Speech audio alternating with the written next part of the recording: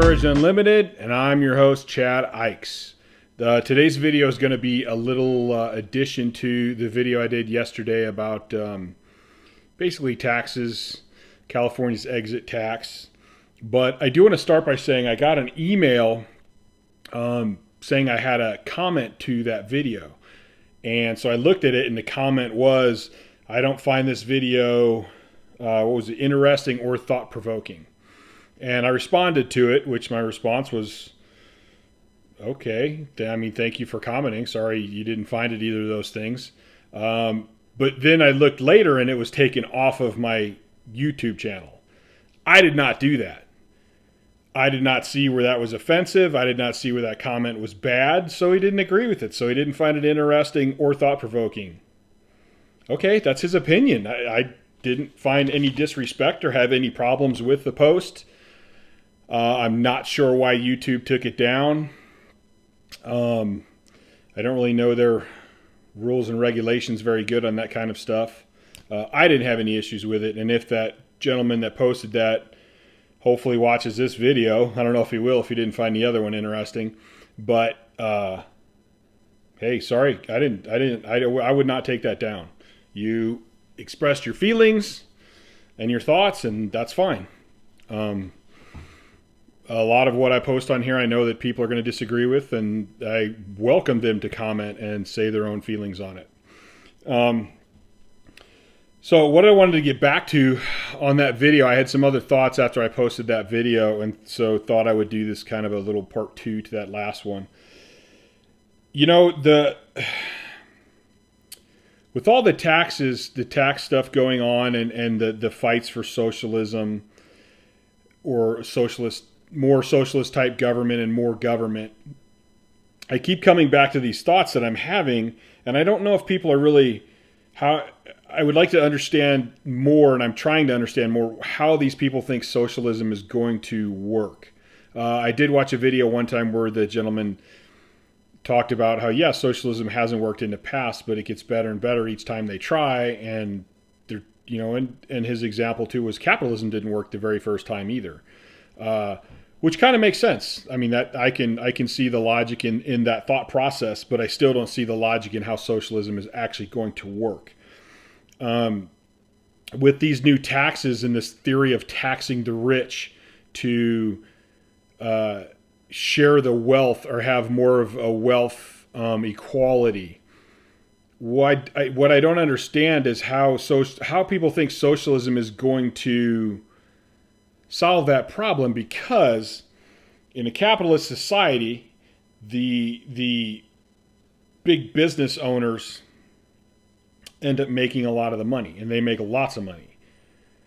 Well, they do spread the wealth. The vast majority of them do spread the wealth out, especially if the government gets out of the way. They're buying fancy cars. They're buying fancy houses. This is applying jobs. They're buying fancy food, going to fancy restaurants. And all of these things are jobs for other people. If the government is set up right, and if you believe in trickle-down economics, the government goes, hey, we'll give you a little bit of a tax break, but you got to start this other company. And they start this other company, and they hire more people. And they keep using their money to make more money, but that money goes out. Even if they're investing in the stock market, the Dow goes up. All these other things go up, which ends up creating more money. So their wealth is getting spread around, but they're keeping their own, which I think is fine because I think they earned it. Now, with socialism, from my understanding, is you want the rich to pay more in taxes, which goes to the government and basically should get funneled through the government under what I understand how these people want socialism to work. My question is, do you really trust the government to hand this money out and funnel it through without getting their dirty ass hands in it? And with that comment, I go back to what I talked a little bit about. The average income for Congress is $174,000. I think that's the pay. $174,000 a year. That's probably close to 3 times what I make or have made. The average person in the United States makes around $50,000 to $55,000 a year. right there. So Congress is saying that they're worth 3 or 4 times more than the average man. Yet these are the people that you think is going to equally spread the wealth out. Also, the Congress votes themselves raises. When they passed the Affordable Health Care Act, they made sure that they were still taken care of through their own health system or health insurance. Now, these other people too, these congressmen, I get the implication that people think the government is for the average man and they're going to help out the average man. Well, these people voting on these laws and bills and such are not average. 76 of the top congressmen make $3 million and up, or have a net worth of $3 million up. Sorry. The average wealth of Congress is $2.43 billion. The net average of all of the House and Senate is a net worth of $500,000 plus. These are not average numbers. These are not average numbers of average people. If you go look into the record of congressmen, the average record of congressmen actually showing up when they should and voting when they should, is not very good. These are not average people. They don't, in my opinion, and comment if you disagree with me, these are not average people. Financially, they're definitely way above the average.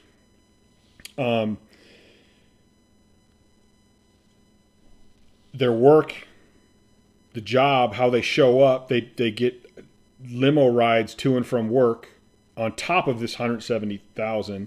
If they serve, and Congress serves one term, they get lifetime retirement. These are not, you're telling me that these people are going to take care of me as an average person when they vote themselves raises and they're in these positions? They have no concept of what average is. They have no concept what the middle class does and how they live. And then now let's take a step back to the comment that Biden had made about rewarding hard work, not wealth. It is a fact that, and you can look this up, the vast majority of millionaires in America earned that money. It wasn't handed down from families. And this to me goes back to the implications, the way I understand them. Maybe this is not what Biden meant by saying reward hard work, not wealth. I take that understanding as, the people that don't have much money are hard workers, and the rich, they're rich, so we're not going to reward them just for being wealthy. Well, if everyone pays their taxes and they all pay their taxes based on the law, why should anyone get rewarded, or why should anyone be punished? And this goes back to me to judge a book by the cover. And a lot of the groups that are pushing for socialism are also pushing for, women's rights and the gender rights and the gender spectrum. And they're pushing all these narratives where they want everyone to understand and feel what they feel, and they don't want to be judged. Okay, well, why are you judging the wealthy thinking that they did not work, that they did not earn that money? Never judge a book by the cover. If somebody's rich and wealthy and you don't like it, why don't you go talk to them? Why don't you go ask them where they got their money? Why don't you ask them how they treat their employees if they have businesses? Ask them if they give to charities. Ask them, if they help their own families out. Why are you judging them just based on their pocketbook and not who they are? The fact is, I've been fortunate to know a few really wealthy people throughout my life. Every wealthy person I've ever known earned it. And yes, maybe you can't judge someone just by exactly what's going on in that time. If you have a guy that's 55 and he has $300 million and he pretty much has people running his company, so he doesn't really work that much anymore and he's semi-retired. You can't judge him based on that. What did he do to get to that point? Did he risk everything to start that company? Did he work 20-hour days trying to get that company going? Did he struggle and stress through tough times, tough economic times to keep his employees paid where he took even less money? You know, you can't, you're judging. It seems hypocritical to expect everyone to want to know your feelings and how you feel and see your thought, but not look at the other side of the spectrum, and to judge someone based strictly on their wealth. And if that person did earn that money, if he took the risks, if he put the money out there, if he put the money or put the time in, then that's his money and he earned that money. What makes you think he should pay more of it than you should pay? When you didn't take the risk, when you didn't put it out there, when you didn't spend the time trying to think of a business that could grow. And most businessmen, by the way, it's their third to fourth business that actually becomes successful. So they have a lot of time in there. They took a lot of risks. They got knocked down, kicked, and beat, and kept standing up until they found what worked. And I'm saying all this as a lower middle class person. Like, I don't have lots of money. I'm not the rich. I would love to have a couple $1,000,000. Trust me. And if I did, I don't want someone to go, "Oh, Chad, you got a bunch of money now. You need to pay. You need to pay more."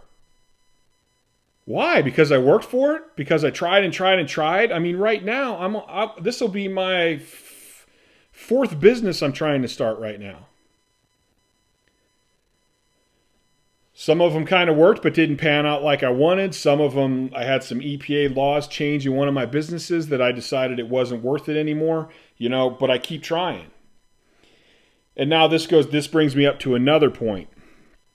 With this whole, what is wealth? Biden has said that in his new tax plan, he will be, he's going to increase taxes on $400,000 and more. And then there's questions of what he's going to do with Trump's there's a bunch of questions we really don't know until what happens. So getting upset about it at this point is kind of irrelevant. He's going to be the president. He will be, I can't think of the word. It'll be official soon. So he's going to be our president. So let's just focus on what's going to happen. And we don't really know yet. So let's wait and see. But he has said he wants to raise taxes on $400,000 and above. What I want to know is how are they setting that, $400,000 is where you are the people that need to be, I don't even know the word, okay, not rewarded. You should no longer be rewarded, and I guess that means you should pay more tax because you managed to make more than $400,000. Well, this is a relative term, and not in terms of the theory of relativity, but just in terms of, okay, that's an interpretation. I have an 1,100 square foot house, which I've done some work on, and I think it's pretty nice, and my neighborhood's okay. I like a lot of the people that I live around, and we kind of watch out for each other. I have a few vehicles, which are older. I have no really expensive vehicles. My Razor's probably my most expensive thing. I take care of what I have so that I can have more things and more options with my free time. I find hobbies like BMX, which really are not all that expensive. I have friends that think I'm on top of the world.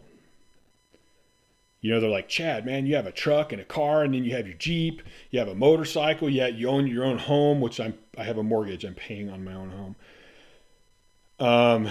They're like, "You have that great gym in your garage." Like, they think I'm the shit. They think I have it all. As far as they're concerned, I'm rich. Now, I have friends that make mid six figures.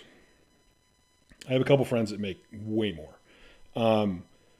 But if you make $150,000, I'm like, holy shit, what could I do with $150,000, man? You got money out the wazoo. Like, I could live like a king on $150,000 a year. But you got to take a step back and you got to look at their lives. They probably have a more expensive home. They have more expensive cars, which means bigger home, bigger power bills, bigger cleaning bills, especially if you have someone clean your house. More money for furniture to have furniture in the house. You have a nicer car, which probably means your insurances may cost a little bit more.